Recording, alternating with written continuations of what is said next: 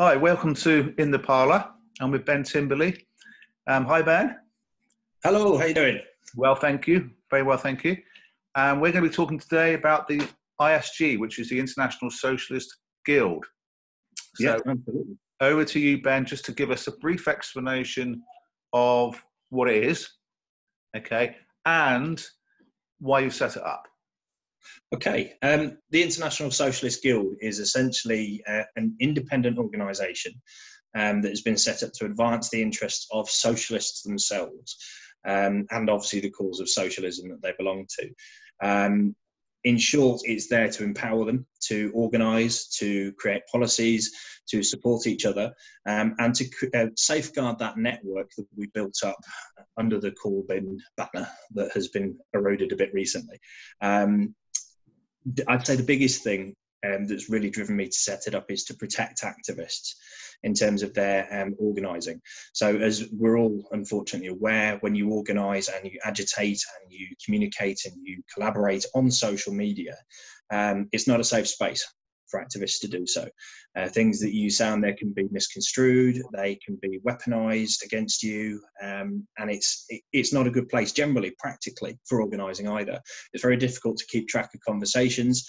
It's very difficult to upload documents and keep track of those, and really to be constructive in the time that you spend on there and the effort you put into it. So I built the ISG as a way of actually making sure that, number one, we've got a safe space to organise. Number two, we've got processes, procedures and standards that we can put in place to organise with. And I'd also say a way of actually bringing that solidarity to the left. One of the things that everybody always goes on about is that we're split, that we're pulling in different directions, that we're not doing what we need to be doing in terms of communicating with each other, collaborating, that sort of thing. So I wanted to try and provide some solidarity between communists, between anarchists, between socialists, all the different branches of the left that you might find. I'd like them all to come under the ISG as, without any party affiliation, without any societal or group affiliation, as independent socialists coming together to work towards a socialist goal. That means that ISG members can be, members of the Labour Party, they can be members of the Communist Party, they can be members of the Workers' Party, the SWP, the SP, even the Greens, the left side of the Greens. They're all welcome in the ISG, and that's what I wanted to build, is that solidarity, that consensus. One of the things I'd really love the ISG to be able to develop is a common policy framework, so that instead of chasing after all sorts of different horses in terms of policy, the left finally comes around a broadly similar policy framework, so that we can actually get it to stick. So really, that's what the ISG is about. That's why I founded it. And I think for me, it's going to be a real labour of love. This is going to be something that I'm putting a lot of effort into. I've got a team forming around me as well. And I'm in conversations with a lot of the other organisations that are popping up at the moment. There's been a few criticisms and commentary about that. I'm in discussions with quite a few of those about working together. And without that sort of common thread amongst all of these different organisations, we're going to have the same problem that we had before, which is splitting, people pulling in different directions and not collaborating properly. So that's the ISG in a nutshell. So effectively then it's an activist toolbox, so you can come from disparate places into a collective place, but you can take from it what you want to take from it in order to be able to organise and go forward with your particular ideas, etc. That's exactly what it is. My history, I'm a strategy consultant. So I've been doing organisational building, strategy, consultancy, communications, that sort of thing for around 20 years. So I've been there, and I've got a few T-shirts in the cupboard from. What I did in terms of looking at the ISG is I thought, how can I give back to the socialist community with my skill set, with my expertise? How can I build something that helps us fight back and also protect ourselves? And the idea of the ISG came from that. Inside it, I've built several of the functions that you described in terms of the toolbox. So we've got, for example, a guild hall area, which is about actually providing a support network for the activists themselves. I had a conversation yesterday with a fairly prominent leftist parliamentary candidate who stood for Labour, and said candidate their life has basically been ruined. They can't find a job, they can't get support, they are in deep financial distress, mental distress. The Labour Party has essentially abandoned them. And this is a story that I've heard from councillor candidates, from parliamentary candidates, from activists, across the scene. And the only people who really support each other in these situations are the candidates themselves and the activists they work with. And I think it's very important that we build a support network for people who are politically active, so that we can get the support we need when we're doing it. So whether that's finding a local food bank, whether that's getting solid and accurate legal advice, whether it's being able to get advice on communications technology, how to get hold of a cheap computer, for example, if you don't have one. All of these sorts of things are questions that a lot of activists don't get answers to. A, because they're too afraid to ask, but B, because there isn't anywhere they can go to get these answers, other than social media, which is generally public. Which causes all the problems that we've mentioned before. So that's the Guildhall area of the of what I call the community organising platform on the ISG website, which I'm sure we'll have a link for that later. But the Guildhall section also acts as a social area where we can network, we can discuss things, play games, have a laugh, and generally be human beings, which is sometimes I think lost a bit in terms of political activism on the left. There's three other areas of the community organising platform which are really crucial for the toolbox. You've got the policy forge. So I've set up a process of creating policies. Many people will be familiar with the National Policy Forum in the website on the Labour Party side. That system is useful, but it has its limitations. And because it's a Labour Party system, because it's inside their block, they control everything. They say what goes where. They can control who gets to participate. They control the discourse, which means radical policies, which means things that saying the wrong thing can still get you into trouble and still cause problems. It means that those policies that you really want to put in there often don't get through. And then there's the idea of actually promoting the participation in that anyway, because it's not part of a wider community. There's serious problems with that. So I've built a function in the ISG which allows people to crowdsource and collaborate with others to create good radical policies that we as the ISG can refine, we can craft, and we can fully form. And then once we're ready, we push that out to the wider socialist world in the Green Party, SDP, SP, Communist, Labour, etc., and so on and so forth, to basically say, these are the socialist policies we think you should adopt. And we can lobby for them in those parties to take them on board at the CLP level, push them through to their conference, and hopefully get them adopted at a national level. And it's the idea that we can build that think tank inside the community that a lot of people have completely detached from. They don't know where to have these policy discussions. They don't know where to put their suggestions. They don't know who to approach for advice or input on those sorts. Running alongside that, we've got a campaign factory. So I'm a professional marketer. So if there's one person who should know how to put a decent campaign together, it's me. And I've created a system, a workflow for people to do that, to come up with the campaign ideas, to find a team of people to help you make it a reality, and then a process to follow to actually deliver it, and a space to actually work within to build it itself, which means the ISG is going to be an incubator of campaigns, of grassroots-led campaigns. They're not coming from the top, they're coming from the grassroots, and they're led by grassroots members. So there's none of this top table, we own all of this, this is for my career mentality. This is all about achieving the aim of helping people through good, solid grassroots campaigns that are well planned, that are funded if necessary, and that have all of the tools in place to deliver. And then there's the section of the website which is basically devoted to education. So one of the biggest criticisms I've had of the left over the time I've been involved with the left is education, or the complete lack of it. Getting a good socialist education is very, very difficult. It's patchy and it causes huge problems. The gulf between those who are educated about politics, about the world, about policy, about how things work, and those who don't is huge. Is massive. And you notice it if you go into any Facebook groups, you notice it on Twitter feeds, you're talking about these things. The people who do not have this education, they really struggle to engage, they really struggle to feel part of the movement. And often there's quite a bit of snobbery, whether it's direct or inverse, about, people who don't know these things. Oh, you're, a lumpen prole, you know nothing, go back to your, shed and, pot some plants. You don't know how to be a socialist and engage. That attitude is completely wrong. And we need to do something pretty drastic to overcome that. So my plan is to pull together a crack team of academics and subject matter experts.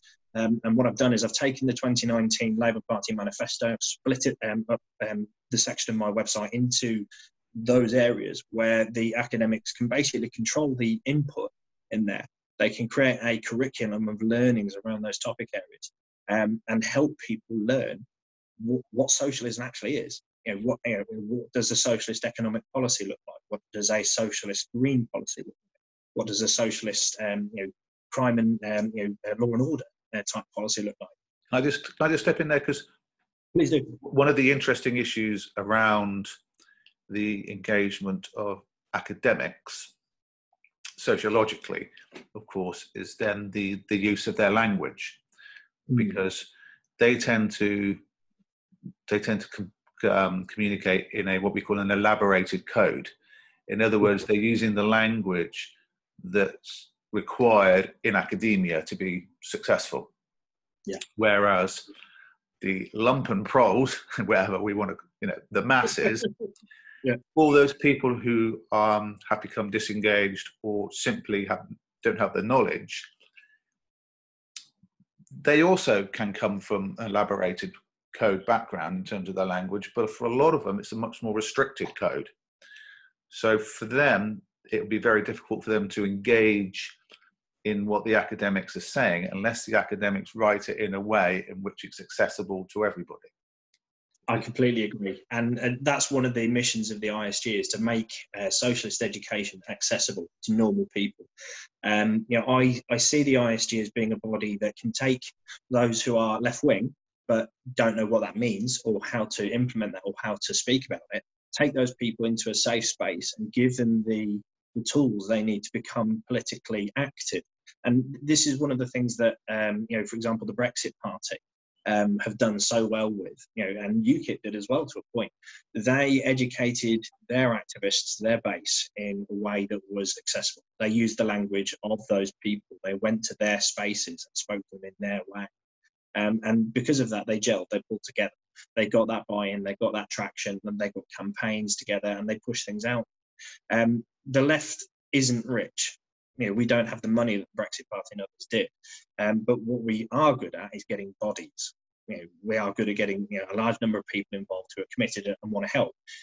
That lack of access, that lack of communication ability, that lack of bonding in terms of the theoretical concepts, the language used, and the processes and procedures that we've put in place, that disconnect that we have at the moment is one of the biggest reasons why you see the left-right split in the Labour Party.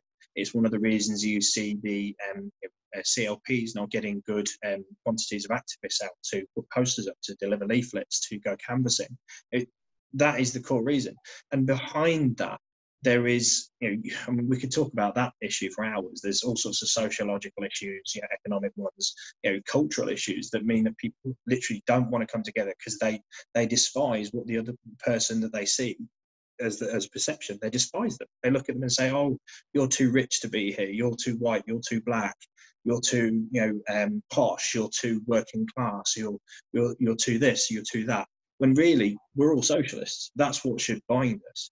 The belief that the world could be a better place through the redistribution of wealth, and actually applying principles that, they may have been laid down a while ago, but we can update them. And that's another side to the ISG.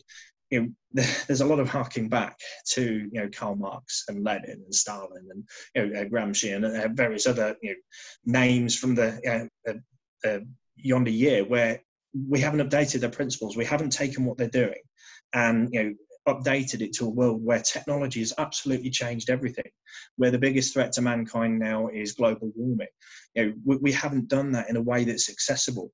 And you've got these commentariat, people like Paul Mason, Grace Blakely, and various others who, they're educated people. They know a lot about what they talk about. But to most normal people like me, I'm lucky, I can understand it. But if I didn't have the education I do, I wouldn't. And I'd look at them and go, you're speaking Swahili, you know, a completely different language. I don't understand a word you're saying and I can't engage. And there are so many activists out there now that are in that boat. And the Corbynite rebellion, as I call it, I'm a bit of a Star Wars fan, that rebellion, you know, we brought a huge amount of people together who needed that education. They needed those tools. They needed that, you know, that ability to connect and actually ground, and they never got it. I mean, I delivered and attended lots of the momentum training sessions about persuasive conversations. That was led by a chap called Jamie, who's now the mayor for the North East Tyneside area. Jamie Driscoll, top guy, really, really good at what he does. He's a prospect to watch for the future. His work in terms of helping people, you know, gel together and use accessible language and to reframe things in terms of how you communicate was brilliant. And that was it. That was really all anybody had in terms of training, in terms of education. There was very little else out there to be given. I've seen documents floating around in various groups, you know, going to Google Drives with book lists and reading lists and things like that. Much of it is really dry, old books written, you know, that you find in a socialist bookshop in, you know, London somewhere. And whilst that's lovely and it's helpful, you know, for people who really want to get into it very deep, the lack of stuff that's a bit shallower and, you know, a bit more broad and, you know, a gentle introduction to the subject of socialism, there's just nothing there. You know, there's a complete dearth of it, and that's one of the things in the ISG to address. One of the things I think that that UKIP and the Brexit Party were able to do that the left cannot or should not, obviously, is the fact that those on the far right were able to do the othering. They were able to do the scapegoating. They were able to say, look, it's not your responsibility, it's not your fault for anything, it's always somebody else's fault. And then they picked the folk devils that you have to other. So it was picked for them. Whereas on the left, of course, the othering that does take place is all very much around power, elitism, the establishment, the concentration of wealth, the corruption that takes place at that level. But it's part of a system, isn't it?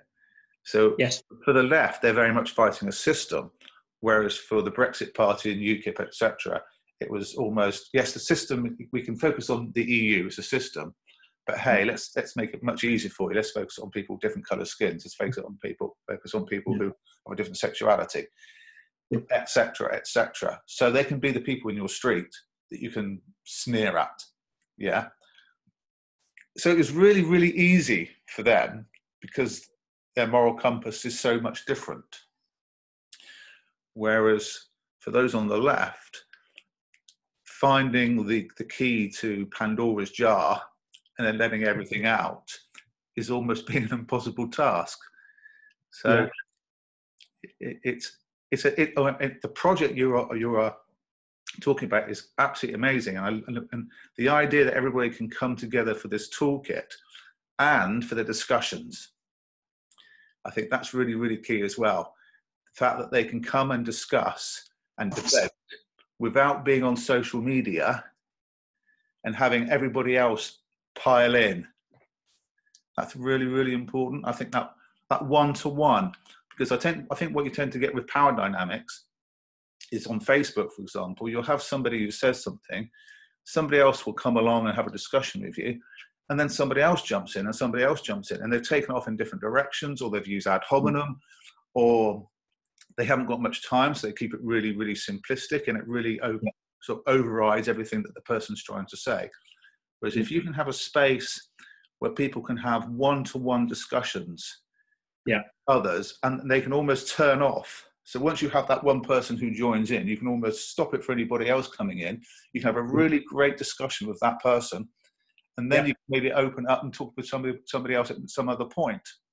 Absolutely, and I call that diffusion of intent. So it's one of the big issues with online collaboration in any way, and even as you say in terms of group theory, is when you've got a lot of people together, you have to structure their interactions. If you do not, it becomes Lord of the Flies. It's just it's our nature. That's what we do. We're beasties. We turn into a pack, and the cream rises to the top, and so on and so forth. If you want constructive collaboration, you have to have structure. You have to have systems. You have to have processes. These are things that, for some reason, the left has not understood. The Labour Party itself has not understood this. It has not understood this for years. One of the things I've had deep problems with is the idea of everything must be decided by committee at a meeting. That idea to me just doesn't tally. Yes, I understand the importance of meetings, mainly as ideation workshops where you can come up with great ideas, where you can focus group stuff, you can bounce concepts around, have meaningful discussions in that regard. Meetings like that are great. They're really useful. But when it comes down to actually getting things done, deciding who's doing what, that sort of thing, really, and this is one of the things the way the Conservative Party, the Brexit Party, UKIP, they've dominated, and it shows in their election results for this. They put the people who are most effective at getting things done in the positions of power. And whether it's because they've got the skills or not is irrelevant. It's the fact that they can get something done. So you look at people like Michael Gove, you look at people like, Boris Johnson. How on earth did he get to be Prime Minister? And the reason being, he doesn't necessarily have the skill set himself. He can get things done because of the power that he can wield, whether it's the people behind him wielding it on his behalf, people like Dominic Cummings or others. They're effective at getting these things done. Now, it's not to say that things shouldn't be democratic. I believe democratic processes are fundamental to socialism. You need them, but in the right place, and not all the time. Just democracy for democracy's sake. I mean, you look at the recent NCG elections that have just concluded today. There's a new NCG in play. And yet, they don't even know if they're going to have an organisation yet, because I've been warning them about this. If they do not get the directorships of the two companies behind Momentum, they won't be able to use the brand, they won't have access to the bank accounts, they won't have access to the data. And it's that knowledge of things like that, about getting things done, that is what defines an effective organisation from one that's ineffective. And at the moment, the left is spread, it is diffused. There are no processes, there are no systems, there are no policies coming out of it. Things that we can actually use to implement the change we want in society, they are not there. And we need a system, we need an organisation that is secure, that is safe, that is robust, that can provide all of that. And that's why the ISG was born. Absolutely. And I think what it would be great to do as well is to come back 18 months, 2 years down the line and have another discussion and see, looking at where we are now, and look at where you've managed to take the ISG in that space of time, and then to sort of evaluate some of the issues that have cropped up and some of the obstacles that have maybe come into your way, and look at ways in which they can be overcome. Because obviously, like you said before, you could spend all day and all night, etc., going into that type of detail. Just to finish off, though, Ben. How do you see the current Labour Party fitting into this? Are they now such an abstraction to the ISG and its intentions, its ethos, or is there hope in the future for the Labour Party, for the Green Party, and for other more established parties? I know you mentioned the Communist and the Socialist Party, but they're very peripheral. But in terms of the effect upon Westminster and the effect upon macro decision making, do you think the ISG at this point has an opportunity to collaborate with them, or do you think that is something that will happen possibly down the line somewhere? Let's put it this way. I put out an announcement on Facebook today and via email. I invited Momentum, the new Momentum NCG, to organise safely with the ISG. So my recommendation is that all Momentum members should join the ISG independently, completely on their own back, and organise for Momentum activity, for Labour Party activity within the safe confines of the ISG. This is the crucial thing. any content or anything else like that that is produced within the community organising platform of the ISG is subject to ISG terms and conditions. Yeah. Which, I've worked with IP lawyers on this. It basically means that you cannot take, screen grab, use, or do anything with the content inside the ISG. You cannot reproduce it, you cannot copy it, screen grab it, or anything like that.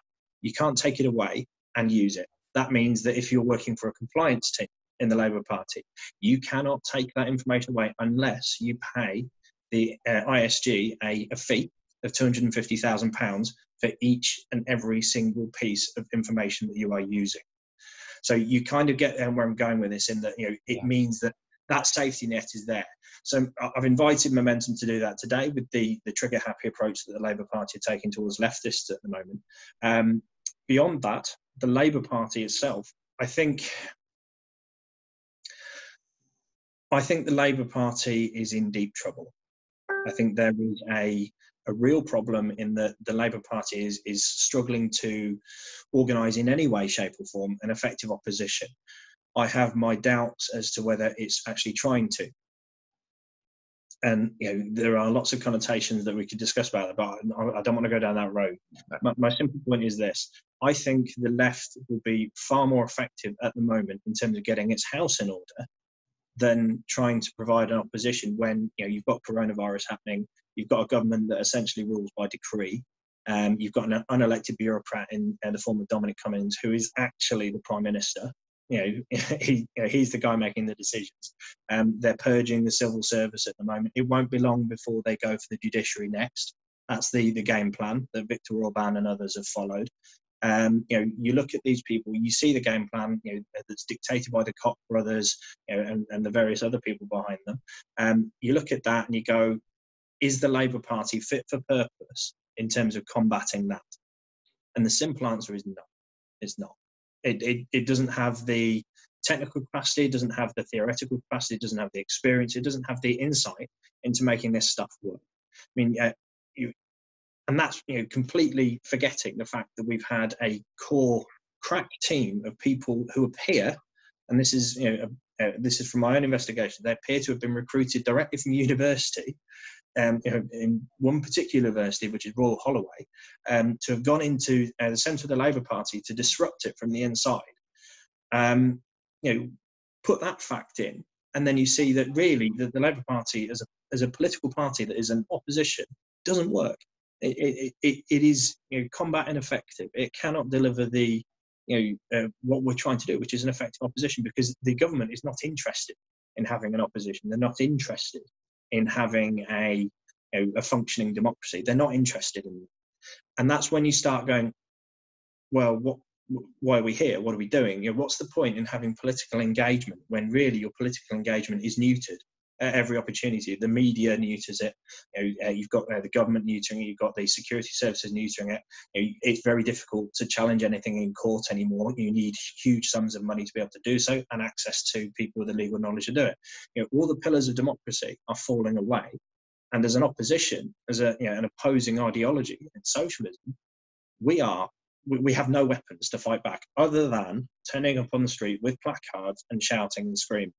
And all that does is display to the rest of the country, these are a bunch of hooligans who just want to go and protest at any slightest thing. What a bunch of snowflakes. Yeah. That sort of, and they just use that against us. So we've got to come up with something better. We've got to get organised. We've got to have systems and processes in place that allow us to do this. And that, we don't have the time to allow that to get caught up in party bureaucracy. The Labour Party itself slows down massively, I can't understate this, massively, the amount of organising, the amount of progress and the amount of effort that the left can put in to actually fighting back against people like Boris Johnson and Dominic Cummings. They get in the way. And it's infuriating. I mean, I'm seeing language at the moment from Momentum and Labour saying, we are the left. We are the left. We are, this is the beginning of the beginning and other things. And I'm saying, no, the left is much bigger than the Labour Party and Momentum. And we need to remember that. We need to stop putting ourselves in the situation where we have to have a meeting and form a committee and then have a set out process of adopting this, that, and the other, when actually we need to be a lot more agile. That's what the Brexit Party did. the Tory party aside, they've been the most successful electoral force in this country for the past 100 years. Put that aside. You look at what the Brexit party did. You look at what UKIP did in terms of the vote share that they took and the damage they did to the Labour heartlands. Their model works. They were a company. They weren't a party. They were a company. They operated, and they had policy development done like a company. They had communications plans and activism plans done like a company. It was quick, it was effective, and it won the battle. But and then you look at... But they were also backed by the Sun, the Telegraph, the Daily Mail, the Daily Express. So they have the billionaire corporate media establishment propping them up. They weren't acting in a vacuum. Yeah, absolutely. Which, I mean, I would sort of want to draw it to an end here, and we'll come back to this at a later point. But that must never be forgotten, because the left don't have that. Yeah. The left have the Morning Star. Do you know what I'm saying? Plus a whole load of independent online medias. Yeah.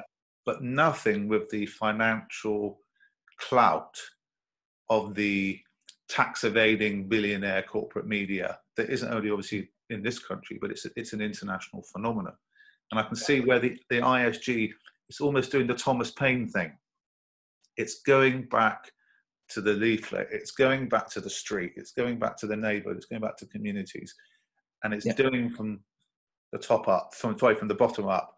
And ultimately, what the great thing I think about Thomas Paine is it encouraged so many people to learn to read. Yes. Also encouraged so many people to find people who could read, to read it to them, because absolutely that pamphlet became so important. And the ISG can do that, like we talked about earlier, as long as it's entirely accessible. Exactly. You go to the site and you see stuff and you think, oh God, I don't know, I only got to key stage 3. You know what I'm saying? It almost needs to be this, almost like a lad's Bible, if you know what I mean, but as a toolkit. You go with it and you're excited. If you look at one of the successes of the Soviet Union, and particularly Mao's China, in terms of getting their ideology to be taken up by the masses, the Little Red Book, a simple set of commandments, a simple set of processes, structures, and ideas that anybody can take on board, that they can adhere to, they can understand easily. That is crucial. And I completely agree with you in terms of putting that out there and taking it up. Your points on the media, I completely agree with you there as well. I think the Thomas Paine analogy, I'm going to steal that and use that because I think that's brilliant. I'm a big fan of the Minutemen. And I think the idea that we can do that from a grassroots perspective is crucial. There is one other idea I'd like to challenge as well. That is the hegemony of the corporate media. I think if you look at who is trusted, just above politicians, you've got mainstream journalists and the mainstream media. That side of things, they don't have the trust. Yes, people read them. Yes, people take their content in, but they've learned to look at it and go, "What? You're having a laugh. Somebody's paid you. There's an agenda going on." And that distrust, I think, is something that we can stoke, that we can play on, and we can use. It's a risky strategy, because one of the fundamental pillars of a functioning democracy is a free and fair media. But we know we don't have one of those anyway. And pretending that we do is a farce. And this is one of the things that the left has really got to get their heads in gear. We do not have a functioning democracy. We do not have a functioning media. We do not have a functioning parliament. All these things are gone. The last one we've got left is a functioning judiciary. That's the only one we've got left. And even that is under attack. And this is why, in terms of the media, we just, to a point, we should ignore them. Outlets like yours that are independent, that are redefining what actual journalism is, doing actual investigations and having actual standards. I'm a member of the NUJ. I look at this as not just something that should be done, but must be done. Having these standards, and I think that it's really important that we redefine where media comes from, that we support sources like yours, outlets like yours, and also, and this is one of the things I think the ISG can do, is bring them together. I did a course recently, I delivered it, called You versus the Algorithm. which is about how social media stops you from seeing things that it thinks that you don't want to see. And my view on that is, well, thanks for deciding that, but that's for me to decide, not social media. And it's crucial that the left media gets out there in a big way. I mean, I'm sure you've seen this on your platforms, the shadow bans that Facebook puts on some of your articles. If it features the wrong key phrases, boom, down go your engagements and other things. And I've seen this from Another Angry Voice. I've seen this from Squawkbox. I've seen this from Red. I've seen this from Red Labour. Even Left Bible. All of them have reported at some point having shadow bans and weird things going on in terms of who's seeing their content. We've got to get away from social media. We've got to get out of the mainstream media. We've got to have a place where people can come together and see the things they need to see. I want the ISG to be there. Fantastic. That's an amazing place to start. And fantastic, Ben. That was a scintillating discussion and conversation, because I've learned so much, and hopefully, obviously, the viewers have learned so much. But as I say, I want to keep track of this, so we keep coming back together and just updating. That'd be amazing. Thank you so much, Ben. Thank you. You take care. Yeah, same to you. Cheers.